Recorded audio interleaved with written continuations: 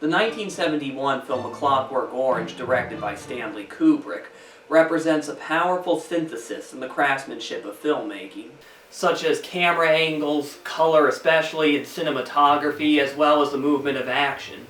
All this comes together and just creates a dystopic vision of postmodern society in England. A Clockwork Orange is based on the 1962 novel of the same name written by Anthony Burgess. It reflects the future as a dystopian society told in first person. Alex DeLarge is a teenager from London who has this special taste for classical music such as Beethoven, yet at the same time he operates a gang called the Druids. Historically, most dystopian films such as Metropolis, Blade Runner, Mad Max, The Road Warrior, Alien, or The Matrix tend to utilize a darker or more post-apocalyptic reflection of a dystopian society. For example, Road Warrior utilizes a flat, dark Earth-like tone, while Blade Runner depicts a city full of bright lights within an overly dark ambience, which could easily have been an inspiration from the 1927 silent film, Metropolis. While being filmed in black and white with a setting in a supposedly bright city, which houses the ruling elites, Metropolis mainly depicts the dark and bleak environment of the workers in the underground factory.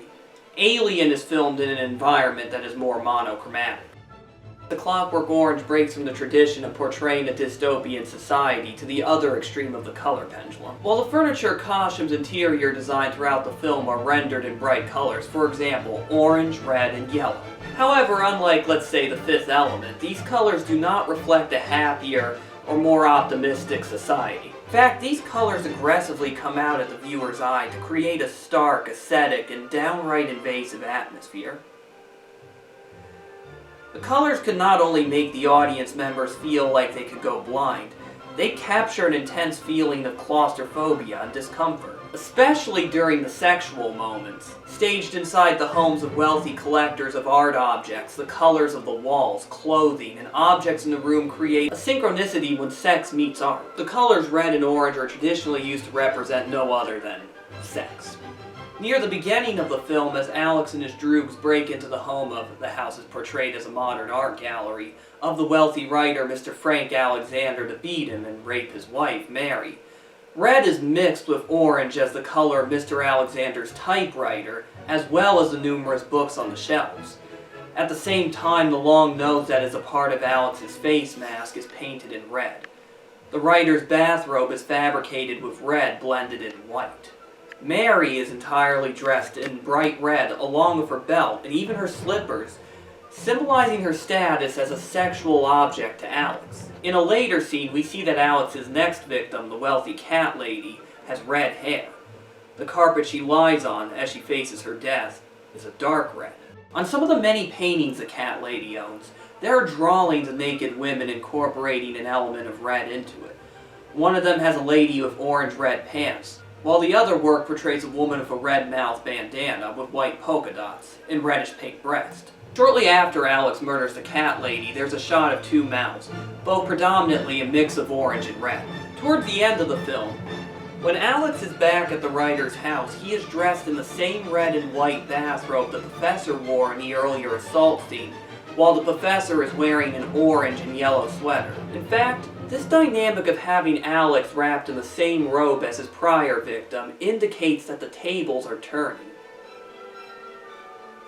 The professor was the victim of Alex. Now Alex is the victim of the professor. In the same robe. In the reverse situation. Aside from vice versa, it is no accident that both Alex and Frank Alexander share the same name. As the writer is forcing Alex to drink the wine in order to sedate him, that turns out to be red wine. This symbolizes red as the basic color of revenge, as the professor is using it to get back on Alex. Frank possesses everything Alex desires in his status, such as his art objects and his young wife. Colors have also been used in a similar fashion with M. Night Shyamalan's successful trilogy, including Unbreakable, Split, and Glass, where a certain color represents each supernatural character and their motivations. Meanwhile, the prison environment brings a grittier and more realistic setting to the story. This monochromatic use of color affects Alex's emotions. He is no longer free and has left his self-indulgent bad boy habits of sexual aggression with no consequences. In regard to this issue of guilt, much attention is brought to Alex's bright blue eyes. In this case, the prominence given to his electric blue eyes plays off of the two extremes of the traditional norms of youthful innocence and the alarming nihilistic behaviors of Alex and his gang. In this symbolic, highly expressive use of color, this film really was way ahead of its time. A bit of the old Ludwig van